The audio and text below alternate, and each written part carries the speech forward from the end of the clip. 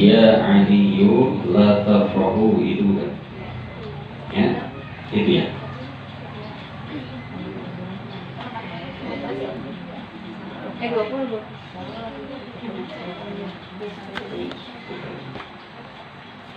Ya Aliyu, qala Nabi sallallahu alaihi wa alihi wasallam, ya Aliyu, wahai Ali, kata Rasulullah, la tafrahu, janganlah engkau sering bergembira, ya, berhura-hura, berpesta pora.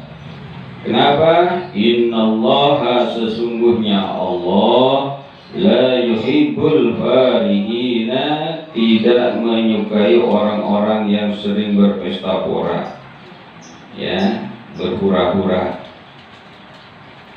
Wa 'alaika bil huzni, dan hendaklah dirimu itu bersusah hati, sering bersedih. Ya, fa innallaha, karena sesungguhnya Allah, yuhibbu kulla hijin, ya, yuhibbu kulla hazin, sesungguhnya Allah mencintai orang-orang yang bersusah hati. Ya.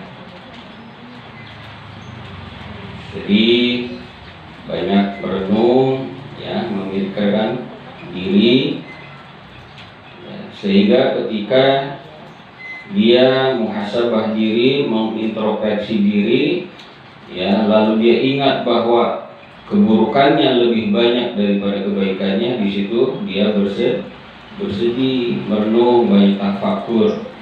Nah, jadi Allah senang kepada orang-orang yang sering bersusah hati, ya.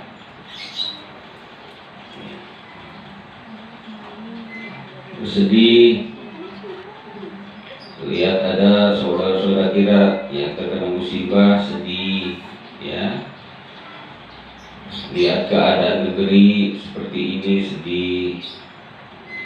Tuh, Allah senang, cinta sama orang-orang yang sering bersedih hati, bersusah hati.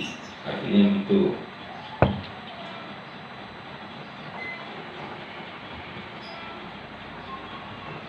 Allah benci kepada orang-orang yang sering bergembira sehingga lupa, ya, akan Sang Pencipta, seolah-olah dia merasa akan hidup selamanya. Itu orang-orang berpesta, berhura-hura itu yang nggak pernah ingat kematian, ya. Ya, ingatnya merasa dia hidup akan selamanya. Bahkan dia merasa hidup, ya, nggak ada yang mengawasi, sehingga dia bebas melakukan apa saja. Terlebih ketika dia diberikan harta dunia yang berlimpah, seolah-olah itu hasil dari jerih payahnya, nggak ada andil, nggak ada kodratnya Allah di situ. Dia merasa ini hasil gua, hasil usaha gua, ya kan, bebas mau gua gunain apa aja, kayak gua mau pesta kayak terserah gua, gitu. Jadi Allah benci kepada orang-orang yang seperti itu. Ya, ketika dia bergembira, berpesta pora, berhura-hura, lupa kepada Sang Pencipta, Sang Pemberi rezeki, yaitu Allah Subhanahu wa Ta'ala. Maka kita nggak boleh sombong, ya. Artinya nggak boleh sombong. Ketika kita diberikan kesehatan, jangan sombong, merasa sehat itu dengan menjaga protokol kesehatan, yang gua menjaga imunitas kita, gua sehat seperti ini karena gua dong, ya kan? Nah, itu hati-hati. Semuanya itu adalah karena kudrat irodat Allah. Walaupun kita pakai masker, cuci tangan, jaga jarak, kalau Allah sudah berkehendak, kena enggak? Kena pun, kayak pun. Tapi tetap kita sebagai manusia biasa, ya, agama mensyariatkan kita untuk berikhtiar dengan apa? Menjaga jarak, cuci tangan, memakai masker.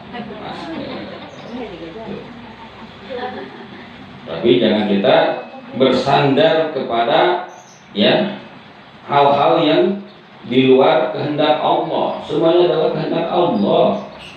Ya, kena kehendak Allah, nggak kena kehendak Allah. Tiap hari saya bertemu dengan orang banyak di kantor saya, tapi ya saya tawakal ke Allah. Teman-teman saya banyak yang kena.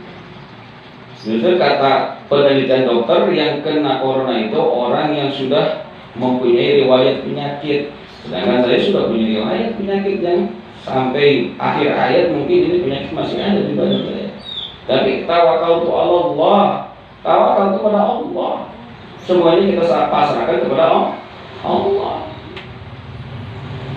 Jangan kita merasa gua sehat badan gua, ya cuci tangan tiap hari.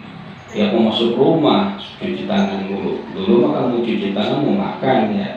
Sekarang mau masuk rumah, mau dari mana aja cuci tangan dulu. Ya.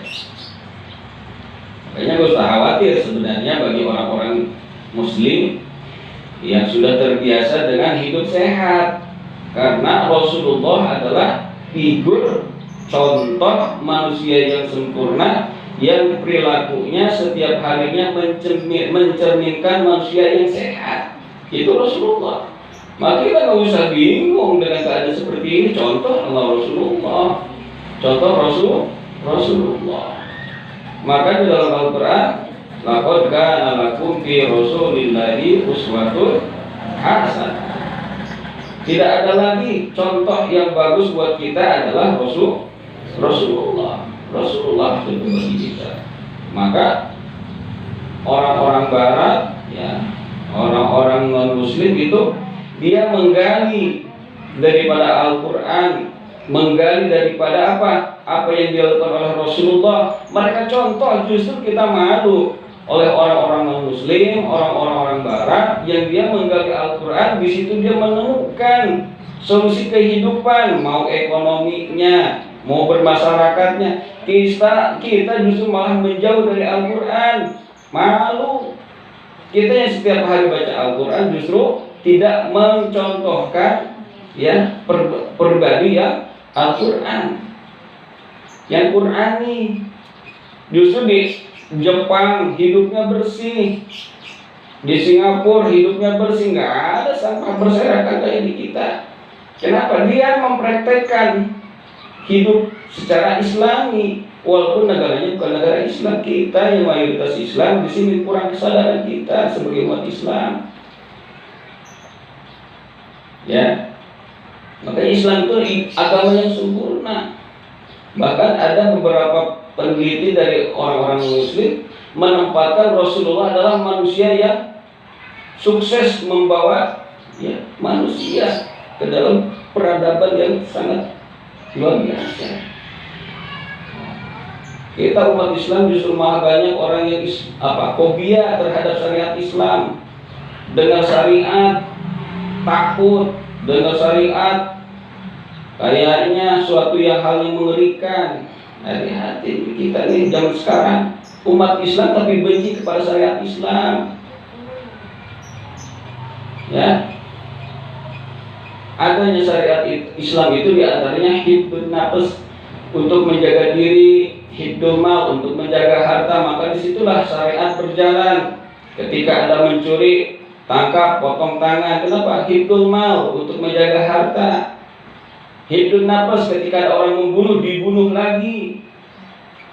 Ya, itu hibdun nafs. Banyak hibduddin. Ya, ketika agama dihina, syariat menganjurkan kita untuk apa? Membela agama. Kenapa? Hibduddin, adanya syariat itu hibduddin, menjaga agama.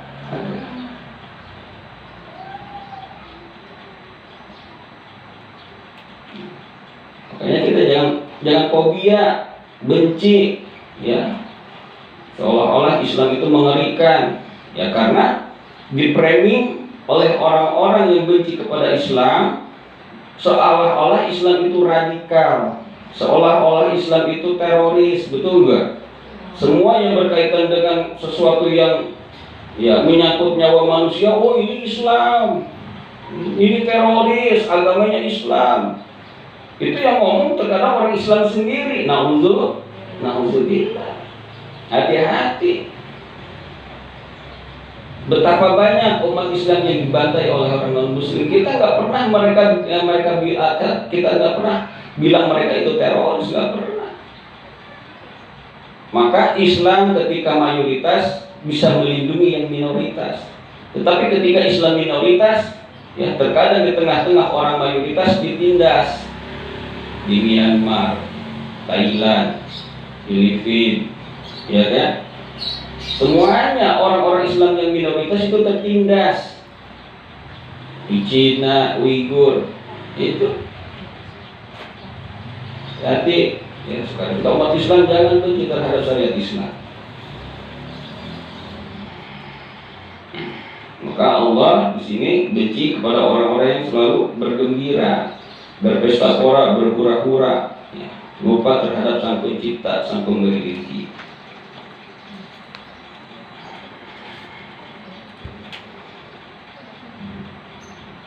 Ya Ali wahai Ali, ma min yaumin jadidin, tidaklah datang hari yang baru, ila wa yaqulu, kecuali dia mengatakan, ya bena Adam, wahai anak cucunya Adam, anna yaumun jadidun, aku adalah hari yang baru, wa ala amalika syahidun, dan atas perbuatanmu itu aku akan menjadi saksi. Pandur madza taf'al, maka perhatikanlah apa yang telah engkau perbuat. Ini tahun baru kemarin ya. Itu ketika pergantian tahun baru. Ya, di situ ngomong dia. Ini omongannya. Ketika datang hari yang baru, ya, tahun baru, hari yang baru, ya pergantian hari. Kalau pergantian hari itu apa? Kalau di dalam Islam maghrib jam 6, ya, maghrib itu pergantian di dalam Islam. Kalau di Masehi itu jam 12 malam. Kalau di dalam Islam pergantian hari itu pas jam 6 atau maghrib. Di situ pergantian hari.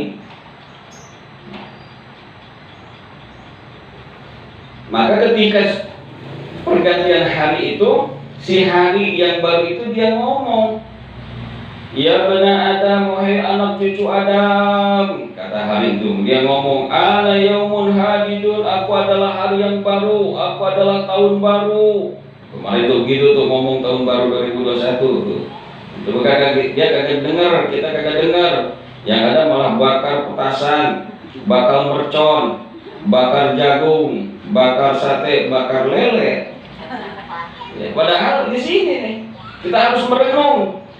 Hari yang baru itu, tahun yang baru itu berkata, aku adalah hari yang baru nih. Gua nih tahun baru. Wa ala amalika syahidun, dan aku menjadi saksi apa yang engkau lakukan. Jadi itu hari tahun baru itu ngomong, aku adalah saksimu terhadap apa yang engkau lakukan, kata hari baru itu. Fandur madza taf'al, maka perhatikanlah, lihatlah apa yang engkau lakukan, apa yang engkau kerjakan. Apakah hanya kita kerjakan ini ketika tahun baru, ketika hari yang baru itu adalah amal soleh atau amal toleh? Amal soleh apa amal salah? Ya, introspeksi diri mestinya tuh merenung, bukan difasilitasi oleh negara, hura-hura di tengah jalan. Tapi alhamdulillah gara-gara corona nggak ada, ya dilarang malah. Dulu sebelum corona, ketika setiap penggantian tahun baru itu diisi dengan hura-hura, pesta pora, mabuk-mabukan, terkadang diisi dengan perzinahan. Nauzubillah. Berapa banyak orang yang merayakan tahun baru ribuan ketika subuh kagak sholat subuh karena kesiangan. Betul apa betul? Benar apa benar? Apakah kita? Apa orang lain? Ya,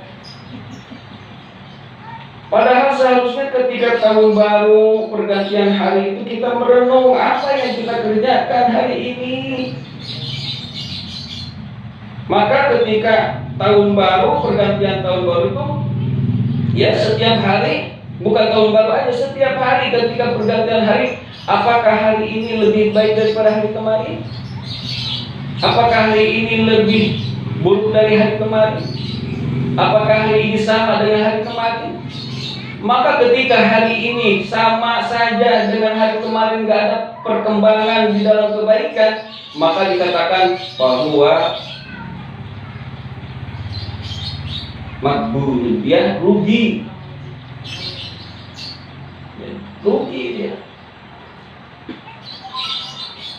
Apakah hari ini lebih buruk dari hari kemarin? Apalagi itu sama aja di